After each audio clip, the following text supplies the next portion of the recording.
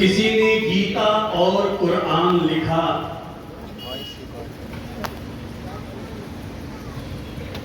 किसी ने वेद लिखा, किसी ने पुराण लिखा,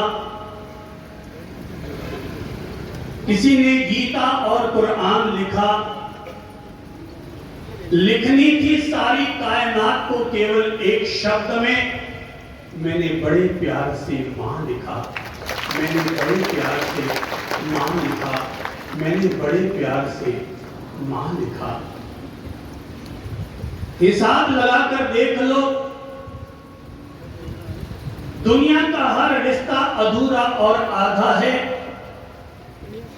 एक मां का प्यार ही ऐसा है जो 9 महीने सबसे ज्यादा है।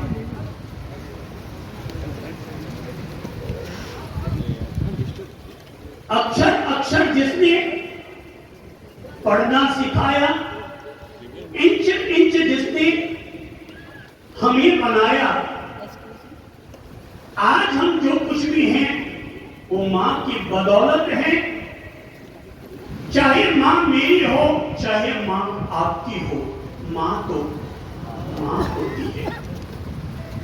इससे कोई फर्क नहीं पड़ता कि अगर मैं आज मां के सम्मान में कुछ कह रहा हूं तो ये मत समझना कि मैं मेरी मां के सम्मान में कह रहा हूं, बल्कि मैं दुनिया की हर मां के सम्मान में कह रहा हूं। हो सकता है पत्नी और पत्नी में फर्क होगा, बहन और बहन में फर्क होगा, पर मां में कोई फर्क नहीं होता।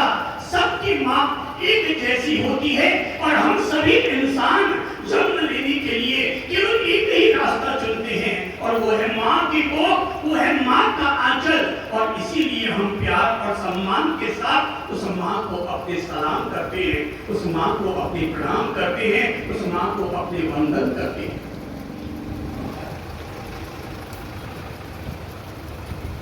मेरी मां भी मां है और आपकी मां भी मां है।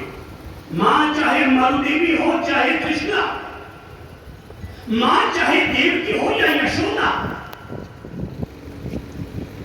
मां चाहे सुमित्रा हो या कौशल्या, मां चाहे जीजाबाई हो या मदर टेरेसा, मां तो मां होती है। और हर मां धरती पर आकर के आपके और हम सब लोगों के लिए जीवन का आधार बनती है। भगवान ने जब धरती पर बालक को भेजना चाहा था तो बालक ऊपर से आने के लिए सकुचा रहा था, उदास हो रहा था, रो रहा था और कहने लगा कि प्रभु आप मुझे स्वर्ग में ही रहने दो, आप मुझे धरती पर मत भेजो। भगवान ने कहा तू चिंता मत कर, मैंने तुझे धरती पर भेजने का फैसला लिया है, पर तुझे धरती पर भेजने के लिए मैंने तेरे लिए बहुत सारे अच्छे अच्छे फरिश्तों का चयन किया है। भगवान धरती पर आप मुझे भेज रहे हैं, इतने सारे फरिश्तों को आप धरती पर भेज रहे हैं, पर आप अगर मुझे धरती पर भेजेंगे तो वहां मुझे जन्म कौन देगा? भगवान ने सारे फरिश्तों पर नजर डाली और नजर डालकर एक फरिश्ते को आगे बुलाया, तुम मेरे करीब आओ, ये मेरे सारे फरिश्तों में सबसे अच्छा फरिश्ता है। बोले भगवान मुझे वहां पर जन्म कौन देगा? बोले ये मेरे सारे फरिश्तों में सबसे अच्छा फरिश्ता है और ये ही तुम्हें जन्म देगा। बोले भगवान मुझे वहां पर आप जन्म दे देंगे, मुझे वहां पर खिलाएगा पिलाएगा कौन? भगवान ने उस फरिश्ते को और अपने करीब बुलाया और कहा कि ये फरिश्ता तुझे खूब खिलाएगा पिलाएगा, तेरा भरण पोषण करेगा और तुझे उन्नति देगा। बालक ने कहा कि भगवान वहां पर मैं तो कच्चे बालक की तरह जन्म लूंगा, वहां पर मुझे अंगुली पकड़कर चलाएगा कौन? वहां मेरे हाथों और पांवों को मजबूत करेगा कौन? भगवान ने कहा मैं जो तेरे साथ फरिश्ता भेज रहा हूं तू चिंता मत कर, ये जो मैं फरिश्ता भेज रहा हूं ये फरिश्ता तुझे चलना भी सिखाएगा, तेरे हाथ पांव को मजबूत भी बनाएगा। मेरे बच्चे तू आराम से धरती पर जा। बालक ने कहा, प्रभु मैं तो स्वर्ग में रहने का आदि, वहां पर मुझे गीत कौन सुनाएगा, लोरी कौन सुनाएगा। भगवान ने कहा, तू चिंता मत कर, ये जो मैं फरिश्ता भेज रहा हूं ये तुझे लोरी भी सुनाएगा, तुझे गीत भी गुनगुनाएगा। और इतना ही नहीं, बोले भगवान जब मैं आपको याद करूंगा तो मुझे प्रार्थना कौन करवाएगा। तो भगवान ने कहा, मेरे वत्स ये जो मैं फरिश्ता भेज रहा हूं ये फरिश्ता तुझे भगवान की क्या करवाएगा, प्रार्थना भी करवाएगा। बोले भगवान अगर मैं आपके पास आना चाहूं तो मुझे रास्ता कौन दिखाएगा। और ये फरिश्ता वो है जो तुझे मेरा रास्ता भी दिखाएगा। बच्चे ने कहा, प्रभु अगर आप इतनी मेहरबानी करके मेरे जीवन की इतनी सारी व्यवस्थाएं देकर के अगर आप मुझे धरती पर भेज रहे हैं तो मैं बड़े प्यार और सम्मान के साथ धरती पर जा रहा हूं। पर भगवान मुझे जाने से पहले उस फरिश्ते का नाम तो बता दो। भगवान खड़े हुए और खड़े होकर सम्मान पूर्वक कहा, उस फरिश्ते का नाम है माँ। माँ माँ, उस फरिश्ते का नाम क्या है, सब बोलो तो। माँ माँ माँ, एक बार बोलो सब। उस फरिश्ते का नाम है माँ माँ माँ। मेरे पास तो ऐ माँ आंखें ही हैं केवल, मैं तो केवल तुम्हें सामान्य रूप में ही देख सकता हूं, पर तेरे पास केवल आंखें नहीं हैं बल्कि तेरे पास तो दूरबीन लगी हुई है। अरे मैं तो केवल तुम्हें माँ बाहर से देख सकता हूँ, पर माँ तू तो अपनी दूरबीन से मुझे जेठ अंदर तक देख सकती है। आज मैं जो कुछ भी हूँ तेरी हजार हजार दुआओं के बदौलत हूँ। आज मैं जो कुछ भी हूँ, मैंने तेरे से जो दुआएं ली है, आज मैं उसी दुआओं की बदौलत आज यहाँ तक आगे बढ़ रहा हूँ। माँ मेरे पास तो केवल आंखें हैं। क्या है मेरे पास, क्या है, सब बोलो तो मेरे पास क्या है, आंखें हैं। मेरे पास तो, आप आंखों पर रखकर बोलो, मेरे पास तो क्या है, केवल, मेरे पास तो केवल आंखें हैं। पर माँ तेरे पास तो दूरबीन है। अरे जिन चीजों को मैं नहीं देख सकता था उन चीजों को तुमने देख लिया। मेरी तो अगर घड़ी भी गुम हो गई तो मेरी खोई हुई घड़ी को भी तुमने ढूंढ निकाला। और चाहे दादा की छड़ी खोई हो या मेरी घड़ी खोई हो, दोनों को तुम ढूंढ निकालती थी।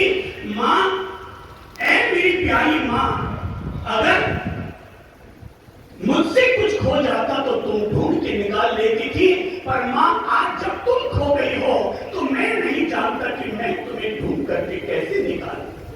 आज जब माँ तुम यहाँ पर नहीं हो और अब मैं तुम्हें कैसे ढूंढ कर निकालूं, ये मैं नहीं जानता। माँ तुम तो हर चीज को ढूंढ कर निकाल सकती हो, क्योंकि तुम्हारी आंख नहीं है, तुम्हारी आंख दूरबीन है। माँ, ऐ मेरी प्यारी माँ, मैं कैसे ढूंढूं जो मैंने तुम्हें दुख दिए थे।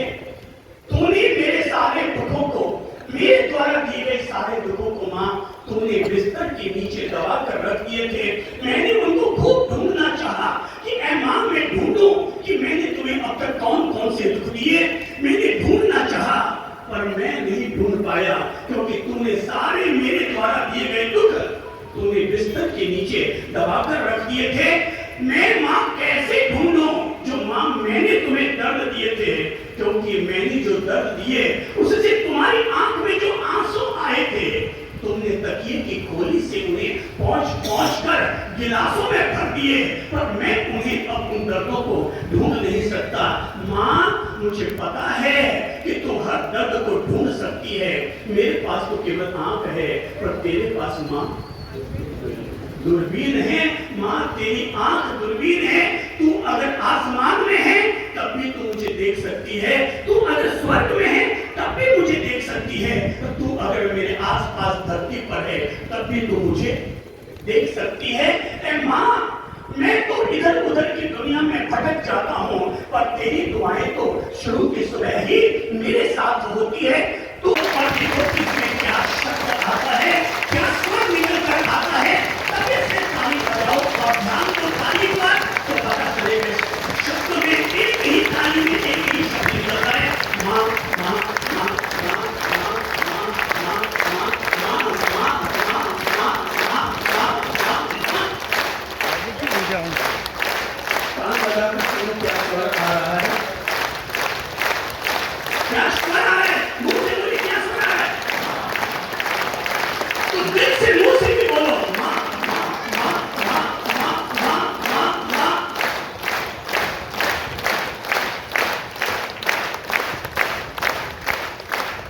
अतीत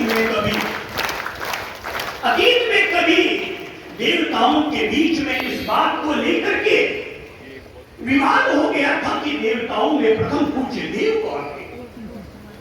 देवताओं के बीच में विवाद हो गया था कि देवताओं में प्रथम पूज्य देव कौन है। चाहे कोई व्यक्ति अवतार हो या सिकंदर, महावीर हो या तीर्थंकर, दुनिया में ऐसा कौन व्यक्ति है जो कि मां के दूध का कर्जदार न बना होगा। कौन ऐसा व्यक्ति है जो कि मां के दूध का कर्जदार न बना होगा। लोग जाते हैं कबूतरों को दाना डालने के लिए। मेरे भाई, ईमानदारी से कहूंगा, इस बार कबूतरों को दाना डालने जाओ तो थोड़ा सा 10 मिनट वहां पर रुक करके देखना। जिस घर के लोग अपने माँ बाप की सेवा नहीं करते और अपने माँ बाप के भोजन की सही व्यवस्था नहीं करते, उन लोगों के द्वारा अगर कबूतरों को भी दाना डाला जाएगा तो कबूतर उन दानों को कभी भी स्वीकार नहीं करेंगे।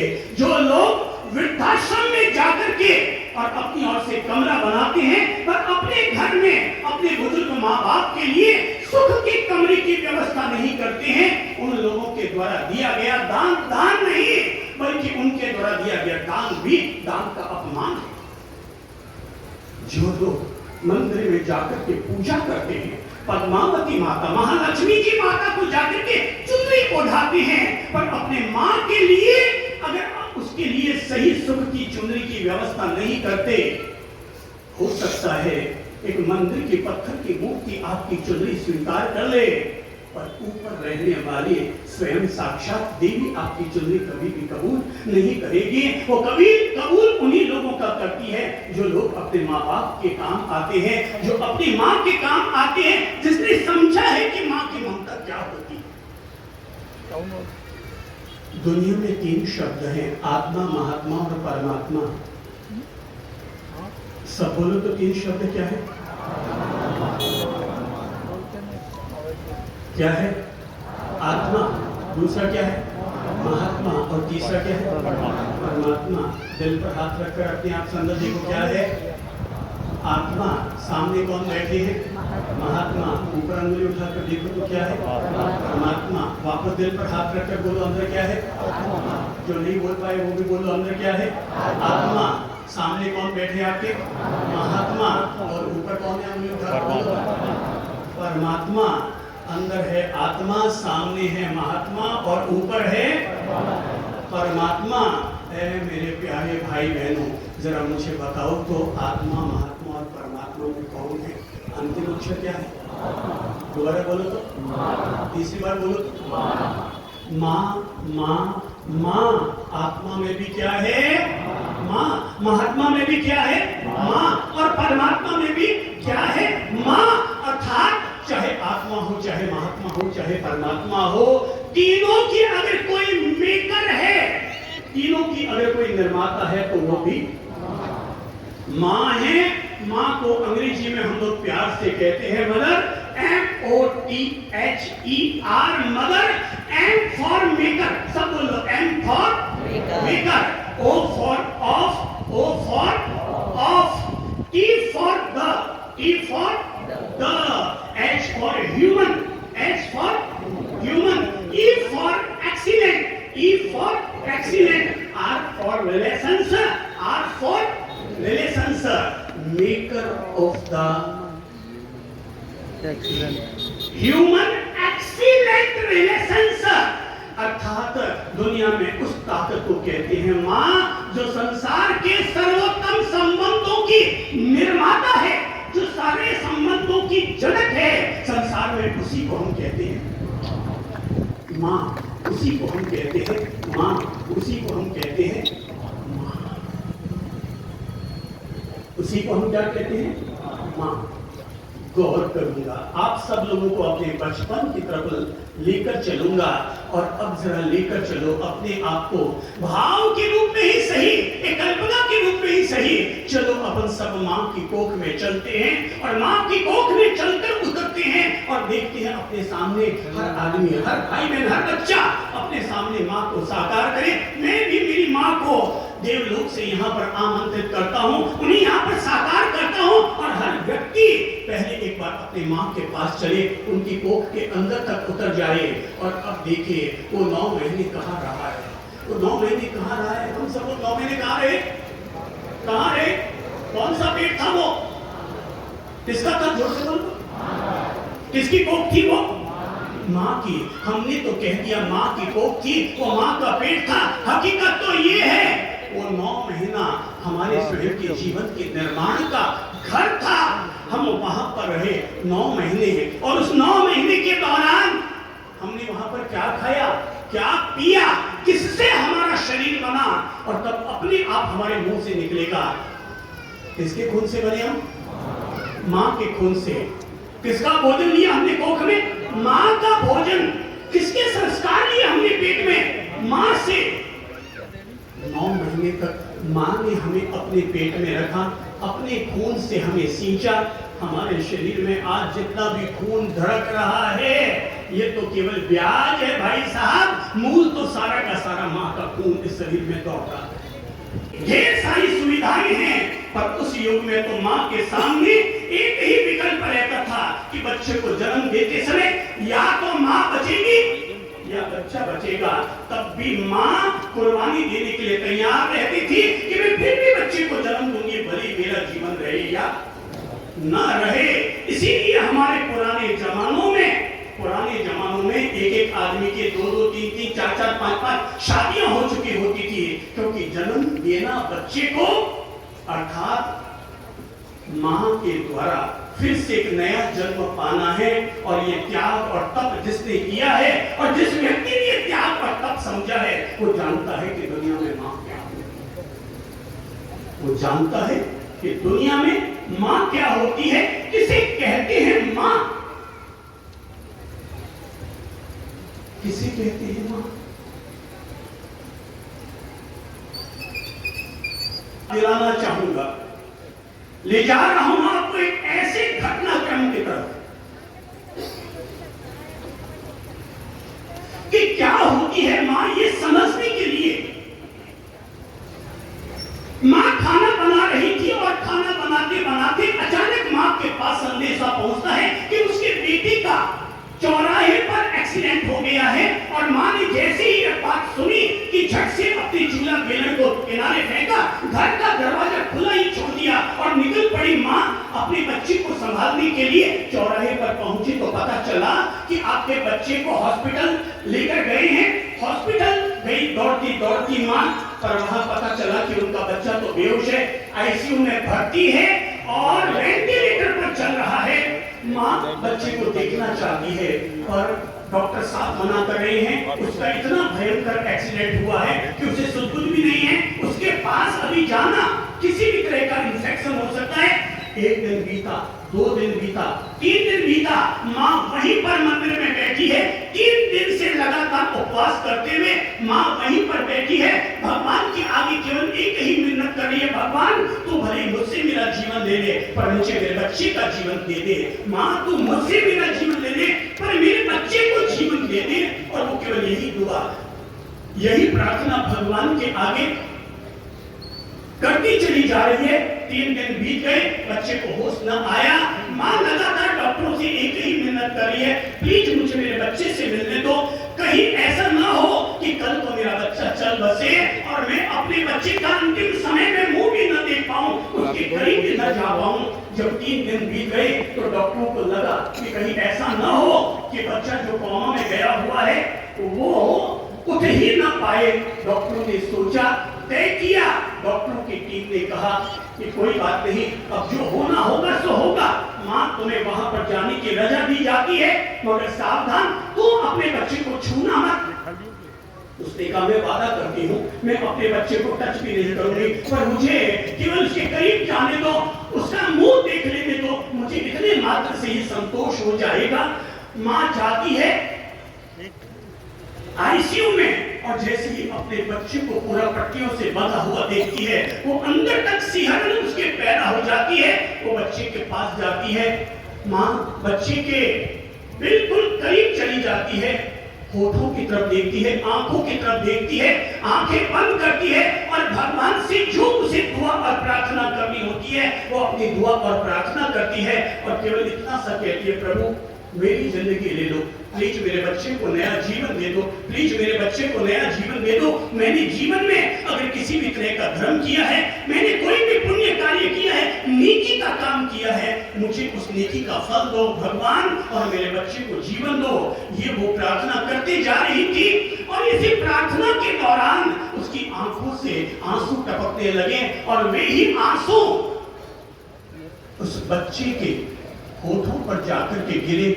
1 बूंद, 2 बूंद, 3 बूंद, 4 बूंद, वो धड़-धड़ आंसू जाकर के उसके होठों पर गिरने लगे। न जाने क्या माँ के आंसुओं में चमत्कार होता है, ये तो परमात्मा ही जानता है। पर जैसे ही वो आंसू बच्चे के होठों पर जाकर गिरे कि तभी न जाने अचानक बच्चे के कुछ होंठ हिले और होंठ थोड़े से फड़फड़ाए, थोड़ा सा हाथ पांव भी हिला। बगल में खड़े हुए डॉक्टर और नर्स से चौंके, अरे सावधान, बच्चे में कुछ हलचल हुई, बच्चे में कुछ हलचल हुई है।